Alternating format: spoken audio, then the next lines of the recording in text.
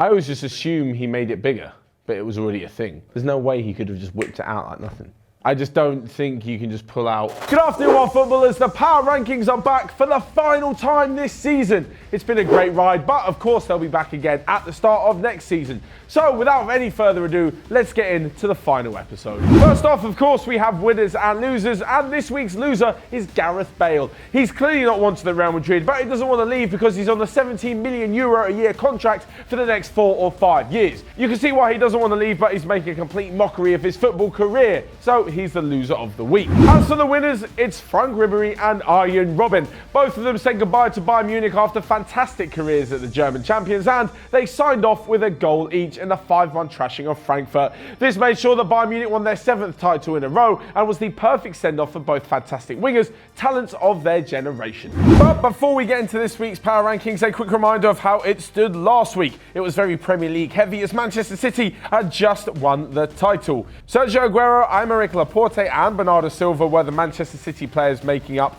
in the 10-6 spots, with Dusan Tadic and Trent Alexander-Arnold in 4th and 3rd, as Pierre-Emerick Aubameyang ran away with top spot. So that brings us now onto this week's Power Rankings. It's a little bit emotional as it's the last episode, but kicking off with number 10, and it's Iago Aspas. The Celta Vigo forward has been vital in them avoiding the drop this season in La Liga, and his return to the team has coincided with the club's return to form. After coming back from injury, Aspas has netted 4 goals in his last 3 games, as Celta have picked up 7 out of the last 9 possible points and just avoided a drop, meaning they'll stay in the division for 1 more season at least. Number 9, and after bagging 2 goals against his former club of the weekend, Nicolas Pepe has finished the season in fantastic form. It's been fantastic for him and for the club. Lille are now guaranteed to finish in 2nd place ahead of their final fixture of the season, and for Pepe on a personal level, he scored 22 goals and made 11 assists in what has just been brilliant from him all season. Unfortunately, this will be the last game that Lille supporters see of Pepe in their shirt,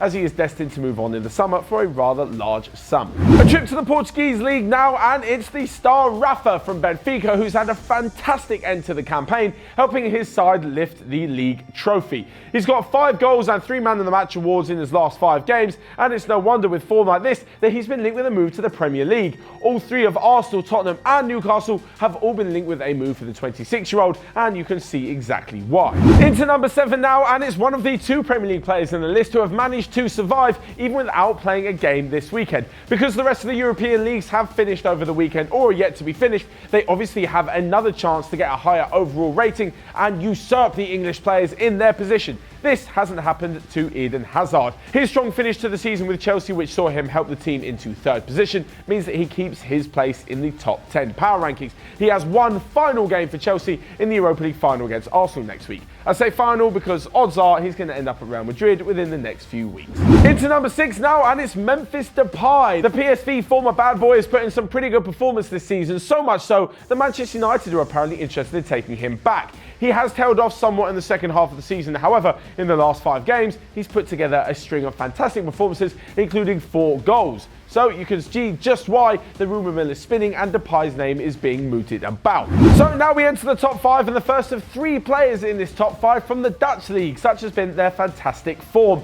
In the shape of Ajax's Hakim Ziyech, well, he's actually played his last game for the club, but they've had a fantastic player this season. He's got 16 goals and 13 assists this campaign. In the last 5 games, he's been on absolute fire. Terrorising defences of Ajax have helped themselves to a domestic double. He will be leaving the club this summer, as I mentioned, and for just £25 million, you can be sure that there'll be a whole host of European clubs who are going to be lining up in order to get his signature. Number 4 now, and a newcomer on this list who has an insane amount of goals, so much so that he's ended up joint top scorer in the Eredivisie. 28-year-old Luc de Jong looked to have passed the best years of his career, especially after that ill-fated loan spell at Newcastle, where he failed to find the back of the net.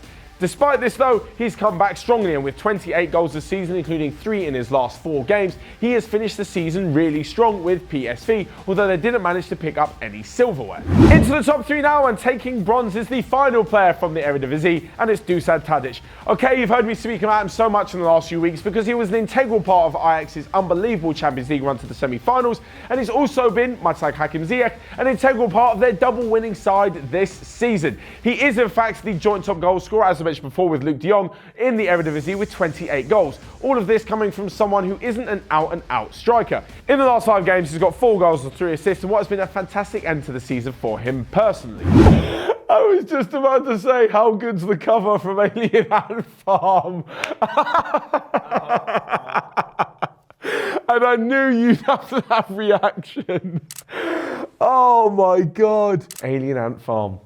Shout out if you know who they are. So now we come to the final 2, where if you guys are new around here, you won't know they actually put forward a case for both players before finally revealing who has taken the number 1 spot. So the 2 contenders to the throne this week, not the Iron Throne, just the Power Rankings throne, are Pierre-Emerick Aubameyang. He's up first, and he's the other English-based player on this list who's managed to hold on to his place in the Power Rankings because of the fantastic form that he was in his last 5 games personally. He managed 7 goals in the previous 4, never mind previous 5, in which saw Arsenal have a pretty strong end to the season. They did just miss out on Champions League football in the Premier League. However, if they do go on to win the Europa League final, they will be taking a place in Europe's Premier competition come next season. Aubameyang's been in brilliant form, and even though the other players had one more chance to get a better rating, it'd be hard to put together a string of form which is going to top his. But the contender to his throne this week is Rodrigo de Paul. Now, you may not have heard of the Argentinian midfielder, as he currently plays for Udinese, who are just scraping to avoid the drop in Serie A. In fact, it's all the more impressive that de Paul's had such a great season when he's playing for such a poor side. They currently sit 3 points above the relegation zone with 1 game to go, so they are all but safe, but they've got de Paul to thank for it. He grabbed a hat-trick of assists in their victory over Spal, adding that to the assist in the game before that, and they've picked up 7 points out of the last 9. If he were to take top spot, it would be deserved after his recent performances, and also links with Tottenham have meant that we may even be seeing more of him in the limelight next season. So before I reveal who is number 1, a quick reminder for you guys to let me know all your thoughts in the comment section down below. Who would you have had in the top 10? Who would you have kicked out? And who takes your number 1 position this week?